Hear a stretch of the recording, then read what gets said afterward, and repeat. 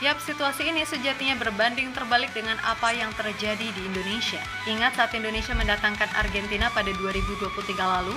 Walah, dalam hitungan menit aja, langsung ludes loh. Pun begitu dengan tiap laga timnas di round 3. Pasti nggak lama setelah penjualan resmi diumumkan, langsung maknyuk habis.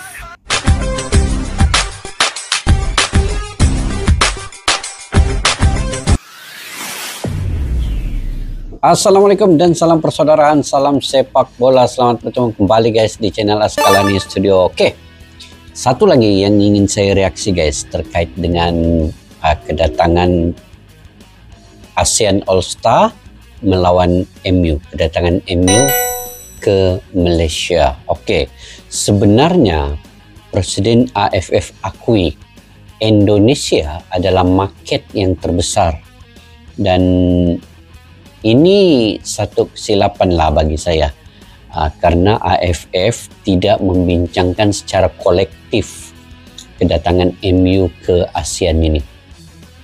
Ini kesilapan AFF sebenarnya. Kenapa dia tidak membuat perbincangan terlebih dahulu dengan negara-negara ASEAN kayak Indonesia, Vietnam, Thailand, Singapura, Myanmar, Timor Leste. Tiba-tiba AFF umumkan kedatangan MU ke Stadium Nasional Bukit Jalil dan dibarisi oleh pemain-pemain ASEAN All Star. Kemudian AFF ini selepas sudah dia umumkan MU datang, barulah dia minta pemain-pemain daripada setiap negara itu untuk bergabung dalam ASEAN All Star ini. Jadi sebenarnya ini satu mungkin kesilapan lah bagi saya, kesilapan lah mereka tidak membincangkan secara kolektif, dan keputusan yang perlu dilakukan itulah yang terbaik. Jadi sekarang ini tiket masih belum habis. Ini kalau dibuat di Indonesia tiket akan ludes. Sekarang ini sudah berapa hari bulan? 28 kan. Jadi masih lama lagi, dalam sebulan gitu barulah permainan ini berlangsung. 28 Mei, hanya sebulan lagi, tapi tiket belum lagi habis terjual guys. Yang selalunya kalau tim-tim besar daripada Eropa datang ke ASEAN ini, sudah tentu tiket ini dalam 2-3 hari ludes habis. Oke, kita reaksi nih guys. Presiden AFF akui Indonesia market terbesar, tiket MU vs ASEAN sepi, Mele rugi bandar, Malaysia rugi bandar. Rugi bandar ya. Saya baru dapat perkataan rugi bandar ini. Apa maksudnya guys rugi bandar ini? Nanti kalian komentar di kolom kolom di bawah ya. Oke, tanpa basa-basi yuk kita simak video ini. Tiket pertandingan antara ASEAN All Star versus MU udah resmi dijual, di mana harga tertinggi adalah 1.500 ringgit Malaysia atau 5,7 juta rupiah. 5,7 juta adalah 50 ringgit Malaysia atau 190.000 rupiah. Nah, sampai narasi ini ditulis, diketahui tiket yang dirilis belum habis terjual. Tentu ini adalah sebuah kabar yang dirasa nggak umum, mengingat Manchester United adalah salah satu tim yang punya nama besar. Nah, yang bikin gokil, perkara tiket yang belum habis, pihak ASEAN kabarnya menyalahkan Indonesia. Menurut mereka, Indonesia dianggap egois karena terkesan nggak mau membantu kesuksesan acara yang diselenggarakan oleh Malaysia dan Federasi Sepak Bola ASEAN atau AFF itu. Sesuatu yang kemudian ditanggapi secara kalem oleh pihak Indonesia, terutama PSSI, yang memilih untuk bodo amat. Karena biar gimana pun PSSI merasa udah membantu sebisanya dengan menyumbangkan 2 pemain ke ASEAN All Stars, yaitu Asnawi dan Ferrari. Jelas ini sangat berbanding terbalik dengan pihak AFF yang berharap anggota skuad utama timnas Indonesia sekarang seperti Jesus atau minimal Rizky Ridho yang dikirim. Sebanyak 17 nama telah diumumkan secara resmi sebagai bagian dari skuad sementara ASEAN All Stars asuhan Kim Sang-sik. Dan dari 17 nama yang ada, hanya Filipina dan Singapura yang tercatat belum merilis nama pemain mereka. Nah, dari nama-nama yang ada, tentu ada beberapa nama familiar di ASEAN yang gak ada dalam skuad. Seperti misalnya, Chanatip Songkrasin, Teraton Bunmatan, Nguyen Tian Lin, Arif Aiman, dan lain-lain. Indonesia sendiri akhirnya secara resmi benar-benar mengirim Asnawi dan Ferrari sebagai perwakilan. Tentu saja di luar dari apapun, ini akan jadi pengalaman yang bagus buat pemain-pemain yang ada melawan tim seperti Manchester United yang reputasinya udah mendunia. Nah, bagi Malaysia sendiri selaku tuan rumah, pastinya mereka ingin untung dong. Begitu juga dengan AFF, karena bagaimanapun ini adalah pertama kalinya ASEAN All Stars berkumpul untuk melawan Manchester United. Namun kembali lagi, perihal soal Indonesia yang cuma nyumbang 2 pemain dirasa menjadi titik kontroversial dan ketidakpuasan bagi panitia. Sedangkan saking banyaknya pemain-pemain top, pemain-pemain handalan timnas Indonesia ini hanya mengantar Asnawi Mangku Alam dan juga Ferrari. Tapi sebenarnya AFF tidak boleh menyalahkan Indonesia ya, karena pada waktu itu Indonesia memulakan training center mereka untuk menghadapi kualifikasi perlawanan di laga melawan China dan juga Jepang. Jadi persiapan itu terlalu dekat jadwalnya ya. 28 Mei bermain dengan ASEAN All Stars dengan MU, kemudian 5 Juni Indonesia akan melawan China. Jadi pemain-pemain inti di timnas Indonesia itu perlu menghadapi perlawanan yang lebih besar. Jadi oleh karena itu mereka mengantar hanya Asnawi Mangku Alam dan juga Ferrari. Itu yang perlu diketahui oleh semua pihak. Oke. Kan bagi PSSI, so pasti mereka nggak mau ambil resiko dengan mengirim pemain-pemain utama timnas Indonesia risiko yang tuh fokus menatap 2 laga sisa di round 3. Karena kocak aja, semisal ada pemain yang cedera gara-gara ikutan ajang nggak resmi gini, terus imbasnya jadi ribet buat timnas. Kalau semisal Indonesia dari awal udah dipastikan lolos atau nggak lolos, mungkin ceritanya beda. Lah ini kan probabilitasnya masih oke. Jadi apapun caranya, Indonesia masih punya peluang, kan gitu. Lebih lanjut, saat kontroversi soal pemanggilan pemain terus terjadi, pihak Malaysia diketahui udah ngumumin harga tiket bagi para fans yang ingin menonton pertandingan antara Manchester United melawan ASEAN All Stars. Nah, untuk harga termurahnya yaitu Rp190.000, sementara yang paling mahal kabarnya adalah Rp5,7 juta.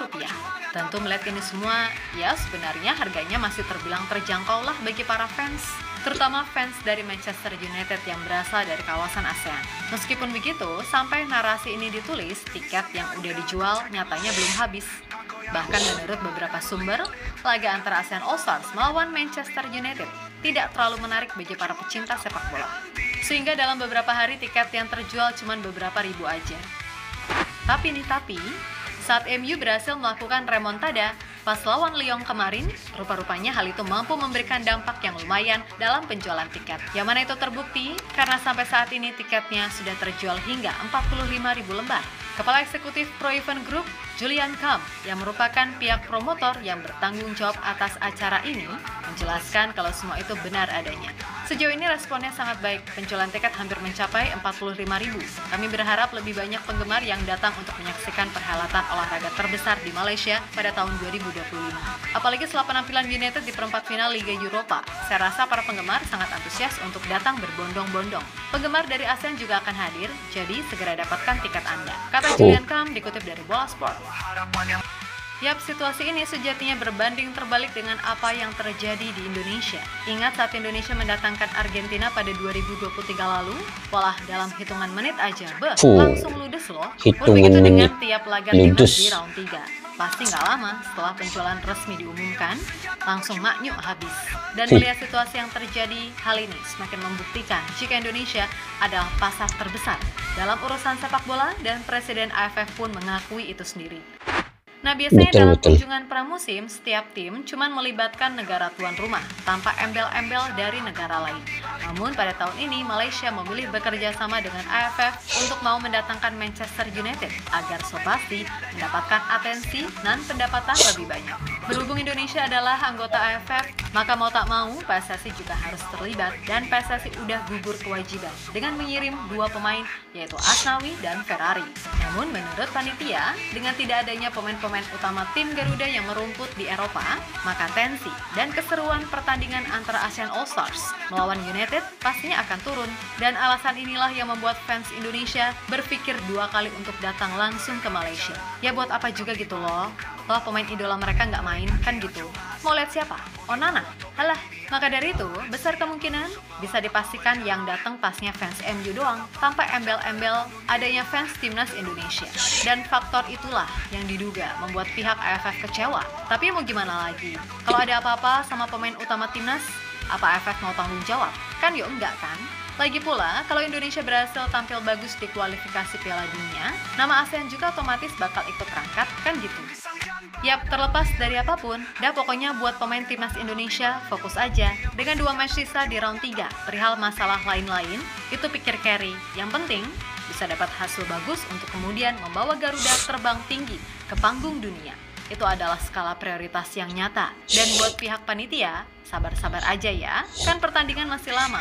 Kalaupun misal tiketnya nggak habis ya udah mau gimana lagi. Tapi bisa aja kapasitas 85.000 dari Stadion Bukit Jalil full kalau MU juara Liga Eropa. Namun kalaupun enggak, ya udah nasib. Intinya semoga sukses buat panitia. Dan untuk semua elemen timnas Indonesia, tetap semangat dan sukses selalu. Oke, kita Garuda. Oke guys, kenapa pentingnya Indonesia dalam organisasi sepak bola di ASEAN ini? Karena Indonesia ini kalau diikutkan, dia salah satu menjadi tulang punggung bisnis bola di ASEAN ini saat ini. Karena kalau kita lihat perkembangan sepak bola Indonesia ini daripada senior sampai kelompok umur, semuanya sukses mencapai kejayaan. Daripada U17, U20 senior dan kini U23 juga mungkin akan